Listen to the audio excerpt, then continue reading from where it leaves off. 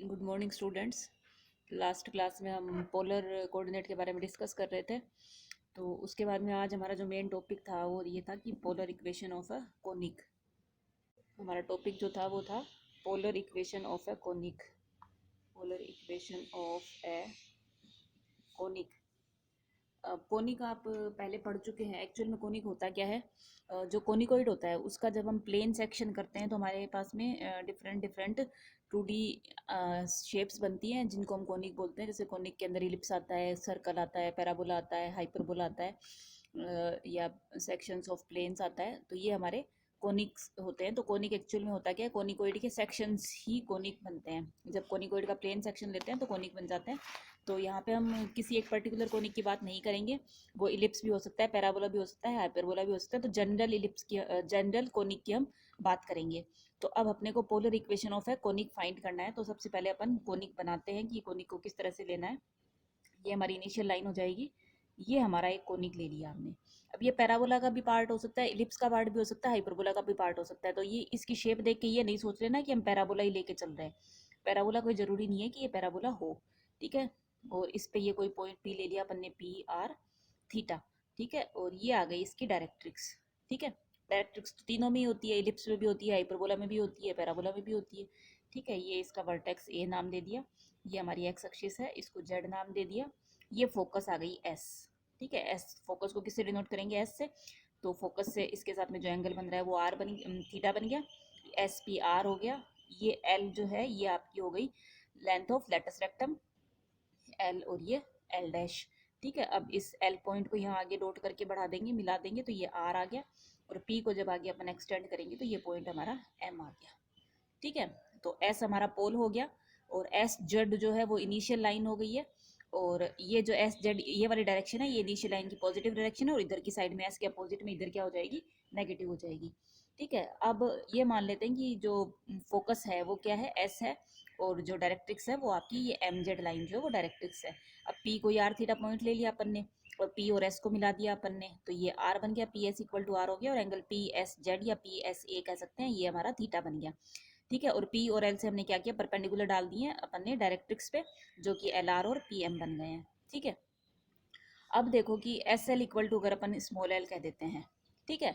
S L क्या हो गया? स्मॉल एल हो गया। तो असेंट्रिसिटी की जो डेफिनेशन ई जो होता है, ई क्या होती है? असेंट्रिसिटी, उत्केंद्रता आपने पढ़ी है 11th 12th में जब आपने कोनिक पढ़े हैं, तो वहाँ पे उत्केंद्रता असेंट्रिसिटी एल। एल जो होता है वो क्या आएगा? S P upon P M.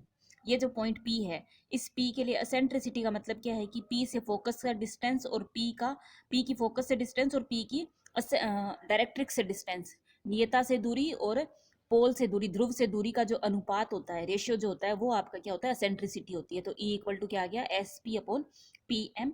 या फिर हम एस पी इक्वल्स टू लिख सकते हैं ई और पी एम। ठीक है।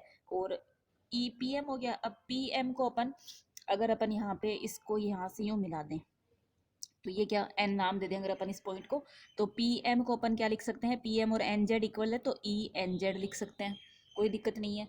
ठीक है। अब एन जेड जो है उसको क्या लिख सकते हैं? S Z minus S N लिख सकते हैं। एन जेड को S Z minus S N लिख सकते हैं। अब ई एस जेड। ठीक है। अब अपने को मेन तो वैल्यू किसकी चाहिए? एस जेड की चाहिए। और एस एन इक्वल टू तो क्या हो जाएगा? आर कोस थीटा हो जाएगा। ठीक है। अब देखिए कि एस जेड की वैल्यू चाहिए अपने को। एस जेड और एल आर इक्वल है क्या? एस जेड और एल आर। ठीक है। तो एस जेड और एल आर हमारा इक्वल है। तो ई एस जेड को हम ई एल आर लिख सकते हैं, minus E S N. S N कितना हो गया हमारा? आर कोस थीटा, तो R cos theta. E S Z को हमने क्या लिख दिया? ई एल आर लिख दिया। ठीक है। अब देखिए कि अगर इस पॉइंट एल पे अगर अपन एसेंट्रिसिटी की डेफिनेशन लगाते हैं तो ई इक्वल्स टू क्या आता है? S L upon L are. तो ई एल आर को क्या लिख सकते हैं अपन? एस एल के बराबर लिख सकते हैं। तो यहाँ पे जो ई एल आर आया उसको एस एल लिख दिया minus E R cos theta. S L किसके बराबर है? अगर अपन ने हाफ लेंथ को half length of latus rectum को एल से डिनोट किया है तो L minus E R cos theta आ गया। ठीक है। एस पी कौन है? आर है। एस पी तो आर है। ठीक है। तो आर और 1 - ई कोस थीटा प्लस हो जाएगा इक्वल टू एल, या फिर L upon R equal to 1 + E cos theta. This is the general equation of any conic in polar form. L upon R equal to 1 + E cos theta. Clear है? ये तो अपना क्या था कि इस तरीके का, यानी कि इस डायरेक्शन में इधर की तरफ का अपन ने कोनिक लिया था, तो हमारा क्या आ गया, L upon R equal to 1 + E cos theta. अगर अपन कोनिक इस तरीके का बनाते, इस डायरेक्शन में बनाते, ठीक है, तो अपनी कोनिक की इक्वेशन क्या आएगी, L upon R equal to 1 - E cos theta हो जाएगा, क्योंकि अपोजिट होगी ना डायरेक्शन, इसका डायरेक्शन इधर थी और इसकी डायरेक्शन इधर आ जाएगी, तो एस जो है फोकस इधर आ जाएगा, तो थीटा की जगह क्या आ जाएगा, माइनस थीटा आ जाएगा। क्लियर? तो L upon R equal to 1 - E cos theta हो जाएगा, अगर अपन ये वाली डायरेक्शन का कोनिक बना रहे हैं तो। यहाँ तक क्लियर है सबको? कोई दिक्कत नहीं है? अब ये तो था कि जब कोनिक जो था, वो कोनिक का जो वर्टेक्स था वो कहाँ पे आ रहा है, आपका इनिशियल लाइन पे आ रहा है, तो हमारी इक्वेशन क्या है, L upon R equal to 1 + E cos theta. अगर कोनिक का वर्टेक्स इनिशियल लाइन पर न होके उससे किसी थीटा एंगल पे हो, जैसे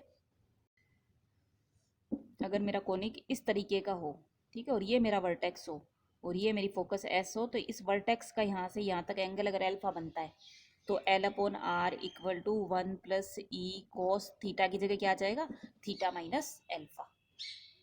ठीक है, तो ये चेंज आ जाएगा इसके अंदर। क्लियर? तो इस तरह की ये हमारी इक्वेशन हो जाएगी। अब मेन जो मुद्दा वो हमारा L upon R equal to 1 + E cos theta पे है। ई जब 0 होगा तो वो कौन से कोनी को रिप्रेजेंट करेगा, पैराबोला को। ई जब 1 होगा तो वो किसको रिप्रेजेंट करेगा, आपका पैराबोला को। सॉरी, ई इक्वल टू 0 जब होगा तो आपका सर्कल हो जाएगा, ई इक्वल टू 1 पे होगा सर्कल हो जाएगा, ई इक्वल टू 0 पे सर्कल हो जाएगा, और ई इक्वल टू 1 पे पैराबोला हो जाएगा, और ई लेस देन 1 है तो इलिप्स हो जाएगा, और ई ग्रेटर देन 1 है तो कोनिक क्या होगा, हाइपरबोला होगा। ठीक है, तो ई की वैल्यू पर डिपेंड करेगा कि ई इक्वल टू 0 है तो सर्कल होगा, लेस देन 1 है तो पैराबोला हो जाएगा, सॉरी लेस देन 1 है तो इलिप्स हो जाएगा, और ग्रेटर देन 1 है तो हाइपरबोला हो जाएगा, इक्वल टू 1 है तो पैराबोला हो जाएगा। क्लियर है? तो जैसे अगर पैराबोला की अपन बात करते हैं, ई 1 रख देते हैं, तो L upon R equal to क्या आ गया, 1 + कोस थीटा, या फिर 2 कोस स्क्वायर थीटा बाई 2। तो हम कह सकते हैं R equal to L upon 2 sec square theta by 2। तो ये आपकी इलिप्स की पोलर इक्वेशन आ गई। ठीक है, फिर आता है अपने पास में डायरेक्ट्रिक्स।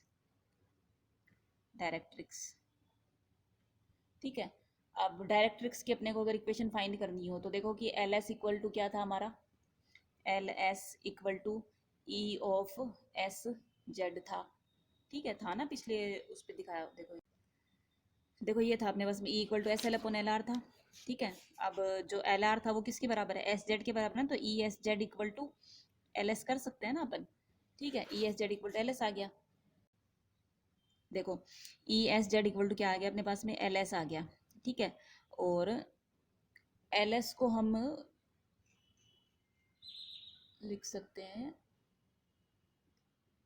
सॉरी एस जेड जो है, एस जेड, एस जेड, एक सेकेंड, उस डायग्राम से नहीं हो पाएगा, डायरेक्ट्रिक्स के लिए अलग डायग्राम को दोबारा बनाते हैं अपन। ये डायरेक्ट्रिक्स है हमारी। ठीक है, डायरेक्ट्रिक्स पे कोई पॉइंट ले लिया अपन ने पी, ठीक है, पी आर थीटा ले लिया, और ये एस फोकस है तो इसको यहाँ से मिला दिया, तो ये एंगल थीटा बन गया, और ये आर बन गया, और ये हमारा एल था। ठीक है, ये एस है, क्लियर, और ये जेड पॉइंट था। ठीक है, तो S P equal to R आ गया, और एंगल पी एस जेड जो है वो हमारा थीटा बन गया। अब देखो कि E S Z, E S Z, S Z equal to हम क्या लिख सकते हैं, एस पी कोस थीटा, तो E S Z equal to E S P cos theta आ गया। ठीक है, ई एस जेड क्या था, एल एस के बराबर आया था ई एस जेड तो। ठीक है, तो एल एस इक्वल टू क्या आ गया, E S P cos theta, तो एस पी कौन है, आर के बराबर है, तो E R cos theta, L S कौन है, एल है, तो L upon R equal to E cos theta. ये किसकी इक्वेशन आ गई, आपकी डायरेक्ट्रिक्स की इक्वेशन आ गई। क्लियर? और फिर वही, अगर कि आपका जो इलिप्स जो कोनिक है वो आपका इस तरीके का है, अगर उसका वर्टेक्स जो है वो अल्फा एंगल पे है इनिशियल लाइन से, तो L upon R equal to E cos theta minus alpha आ जाएगा उसकी डायरेक्ट्रिक्स की इक्वेशन, अगर वो इनिशियल लाइन से झुका हुआ है किसी एंगल अल्फा पे। तो इज दैट क्लियर?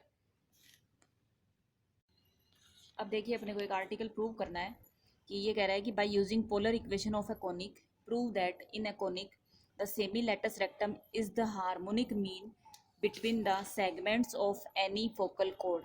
ये कह रहा है कि किसी शांकों में सिद्ध करना है कि नाभीय जीवा के खंडों के व्युत्क्रमों का योग अचर होता है। नाभिकीय जीवा के खंडों का के व्युत्क्रमों का योग अचर होता है। तो सबसे पहले कि इसके कहने का मतलब ये है, देखो ये अपना क्या है, कोनिक बन गया, ये कोनिक आ गया, ठीक है। और ये आपकी फोकल कोड बन जाएगी इस तरीके से, इसको आगे बढ़ा दो, ये पी आ गया, तो ये पी डैश पॉइंट आ गया, ये एस आ गया, ठीक है। तो ये कह रहा है कि the semi latus rectum is the harmonic mean between the segments of any focal focal कोड। सेगमेंट्स ऑफ एनी फोकल कोड का मतलब एक तो एस पी है और एक एस पी डैश है। तो एस पी और एस पी डैश का हार्मोनिक मीन है वो क्या आएगा, आपके एल के बराबर आएगा, ये अपने को दिखाना है। बात समझ में आ गई, ठीक है। तो अगर मान लो कि पी के कोऑर्डिनेट क्या होंगे, पी के कोऑर्डिनेट हम क्या लिखेंगे, एस पी एल्फा। तो पी डैश के जो कोऑर्डिनेट हैं वो क्या आ जाएंगे, एस पी डैश और पाई प्लस एल्फा। अगर ये एंगल एल्फा है तो ये यहाँ से लेके यहाँ तक पूरा एंगल कितना हो जाएगा, पाई प्लस एल्फा हो जाएगा, ठीक है। तो पी डैश के कोऑर्डिनेट क्या लिखेंगे, S P dash comma pi plus alpha, ठीक है। अब L upon R equal to 1 + E cos theta हमारा कोनिक होता ही है, तो L upon S P equals to 1 + E cos alpha, ठीक है। And L upon S P dash equal to क्या आएगा, 1 + ई कोस पाई प्लस एल्फा। तो ये क्या बन जाएगा, 1 - ई कोस एल्फा। ये इक्वेशन नंबर 1 और ये इक्वेशन नंबर 2, इन दोनों को ऐड करो तो L upon S P plus L upon S P dash equal to कितना आ गया, 2, या फिर 1/SP plus 1/SP dash equal to 2/L। समझ आ रही है बात, ठीक है। तो ये क्या हो गया, हार्मोनिक मीन हो गया क्या। हार्मोनिक मीन, कोई भी दो नंबर का हार्मोनिक मीन कैसे निकालते हैं, कि जैसे मान लो कि एक्स और वाई कोई भी दो नंबर है, इनका हार्मोनिक मीन का मतलब क्या होता है कि 1/x और 1/y, जो इनका अपने को अर्थमेटिक मीन देखना है, तो क्या आएगा, अपॉन 2 आएगा। अगर मान लो कि इसको आप जेड से डिनोट करते हो तो 1/x plus 1/y equals to, 1 second,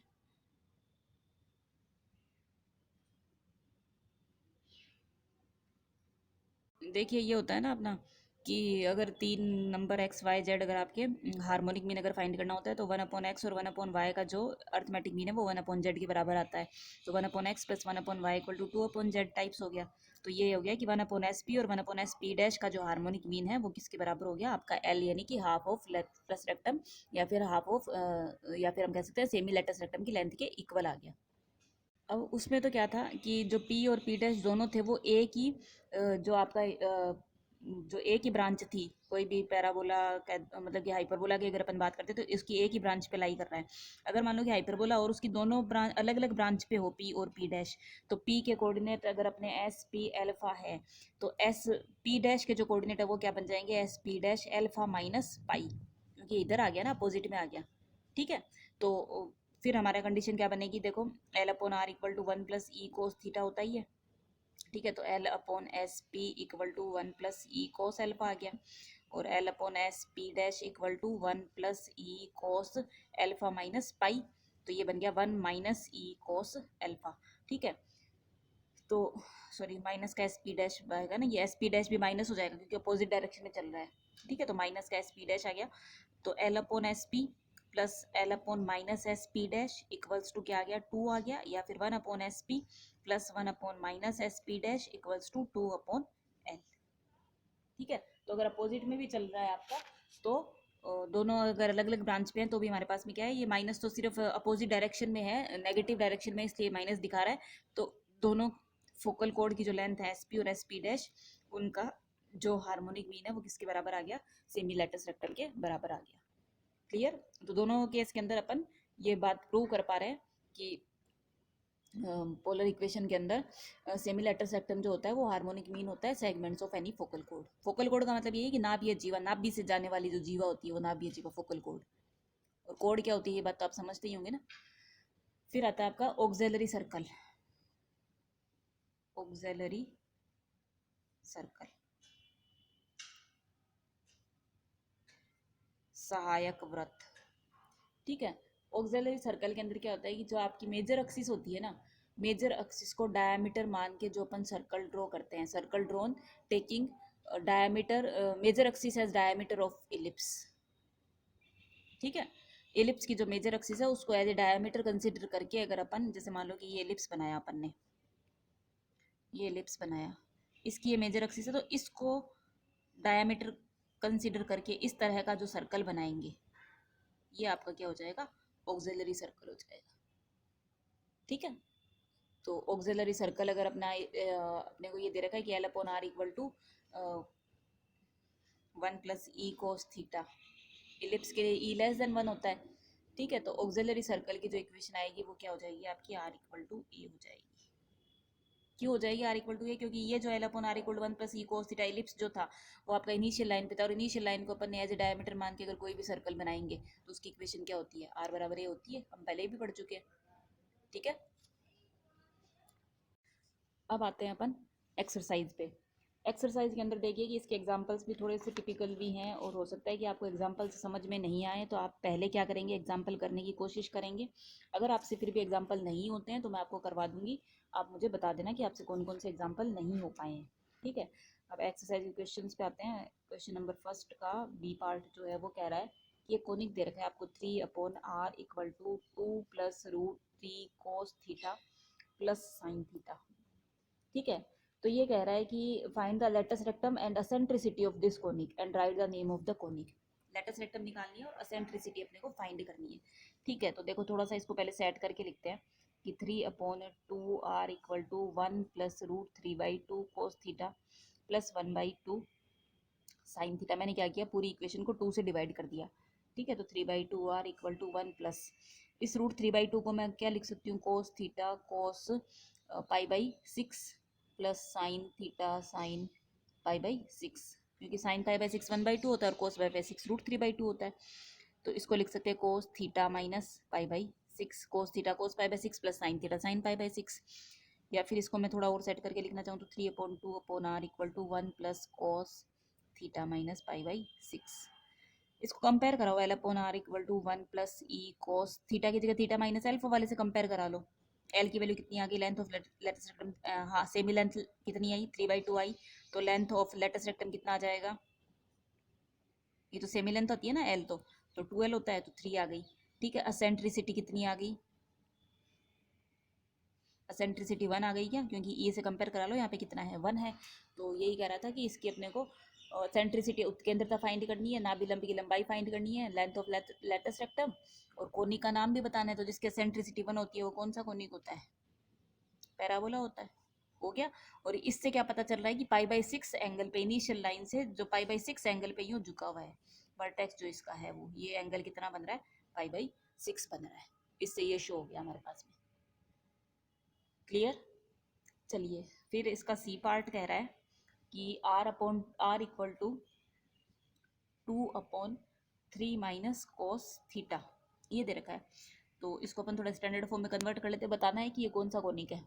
ठीक है, तो 2/r equals to 3 - cos theta.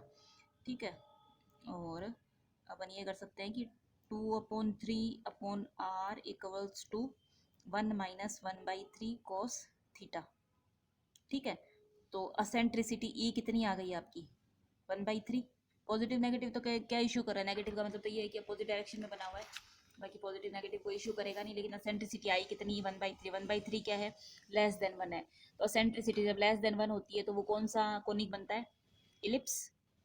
यानी कि ये इक्वेशन किसकी है, एक इलिप्स की, एक दीर्घवृत्त की इक्वेशन है। क्लियर है, समझ में आ गया।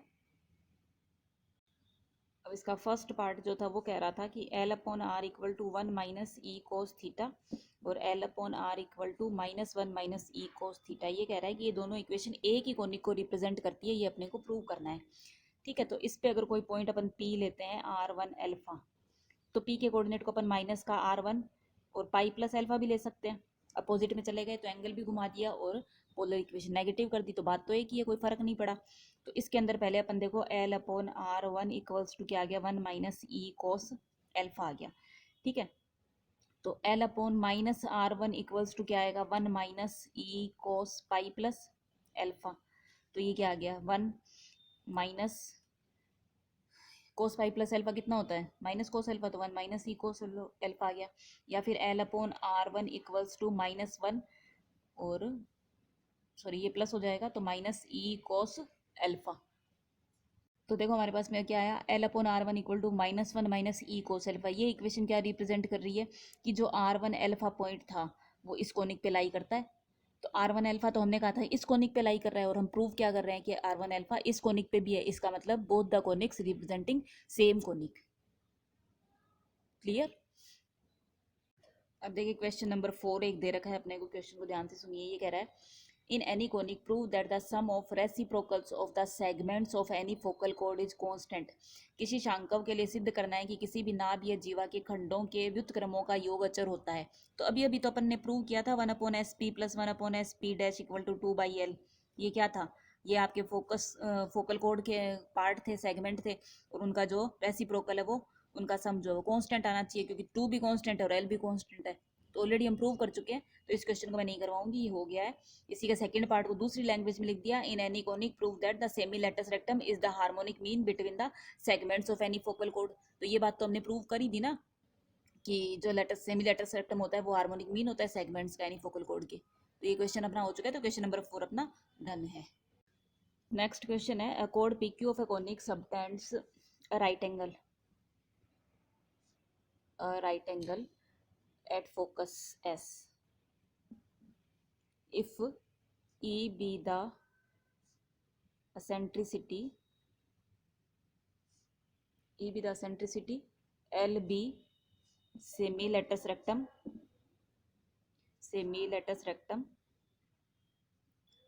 prove that 1/sp minus 1/l whole square minus 1/sq minus 1/l whole square equals to E square upon L square. ये अपने को प्रूव करना है, ठीक है। तो चलिए देखिए कि अपन पहले तो डायग्राम बनाते हैं। ये एक PQ अपन ने क्या बना ली, कोड बना ली, ठीक है। ये अपना फोकस S है, तो PQ जो है यहाँ पे 90 डिग्री का एंगल बना रही है, यानी कि एंगल PSQ जो है वो कितना है, 90 डिग्री का है। P के कोऑर्डिनेट अगर मैं R अल्फा मानती हूँ, ठीक है, P के कोऑर्डिनेट क्या है मेरे, R अल्फा कह दो चाहे SP अल्फा कह दो, एक ही बात है। तो Q के कोऑर्डिनेट देखो क्या बनेंगे, SQ 3π/2 प्लस अल्फा बन जाएगा क्या। ये एंगल अल्फा बन रहा है, SP का इनिशियल लाइन के साथ में एंगल अल्फा है, पोलर लाइन के इनिशियल लाइन के साथ में। तो देखो कि ये यहाँ से लेके यहाँ तक ये कितना हो जाएगा, 3π/2 प्लस अल्फा हो जाएगा, ठीक है। तो ये एंगल आ गया आपका 3π/2 प्लस अल्फा। अब अपन को अपना कोनिक क्या होता है, L/R equal to 1 plus E cos theta. ये दोनों पॉइंट कोनिक पे लाई करते हैं, तो L/SP equals to 1 plus E cos alpha और L/SQ equal to 1 plus E cos 3π/2 plus alpha, ठीक है। क्लियर है यहाँ तक। और असेंट्रिसिटी इसने ई दे रखी है, ठीक है, कोई दिक्कत नहीं है। तो ये तो अपना बन गया 1 माइनस ई कोस सॉरी साइन, एक सेकेंड, ये बनेगा 3π/2 प्लस अल्फा है कोस के अंदर, तो फोर्थ क्वाड्रेंट आ जाएगा, तो ये बनेगा प्लस का ही बनेगा, ठीक है, 1 प्लस ई साइन अल्फा। L/SP और L/SQ आ गए। क्लियर है यहाँ तक, कोई दिक्कत नहीं है। अब 1/SP माइनस 1/L का whole square plus 1/SQ minus 1/L की होल स्क्वायर। यहाँ पे प्लस आएगा, ये माइनस नहीं आएगा, मिस्टेक है क्वेश्चन के अंदर। अब 1/SP की वैल्यू यहाँ से कितनी आ रही है, 1 plus E cos alpha upon L minus 1/L की होल स्क्वायर प्लस 1/SQ की वैल्यू कितनी आ रही है, 1 प्लस ई साइन अल्फा अपॉन एल की होल स्क्वायर, ये सॉरी माइनस 1/L भी है, इक्वल टू देखो ये 1/L से 1/L कैंसिल हो जाएगा, तो E square cos square alpha upon L square, ठीक है। और प्लस ये 1/L से 1/L कैंसिल हो जाएगा, तो E square sine square alpha upon L square, E square upon L square common आ गया, sine square alpha plus cos square alpha कितना हो गया, 1 हो गया। तो यही अपने को प्रूव करना था कि 1/SP माइनस 1/L की whole square plus 1/SQ minus 1/L की whole square equal to E square upon L square, ठीक है। तो ये हमारा क्वेश्चन नंबर 2 प्रूव हो गया। चलिए आज के लिए इतना काफ़ी है, बाकी क्वेश्चंस अपन अगली क्लास में देखेंगे। लेकिन मैं दोबारा रिपीट कर रही हूँ कि इसके एग्जांपल्स जितने भी दे रखे हैं उनको अच्छे से एक बार करके देख लीजिए। अगर आपको नहीं समझ में आ रहे हैं एग्जांपल तो मुझे बता दीजिए, उन एग्जांपल्स को मैं आपको एक्सप्लेन कर दूँगी, क्योंकि इसके एग्जाम्पल थोड़े टफ भी हैं और एग्ज़ाम में आने के पर्पज़ से भी इम्पोर्टेंट है। तो एग्जाम्पल्स को आप करके देख लीजिएगा। Okay, thank you.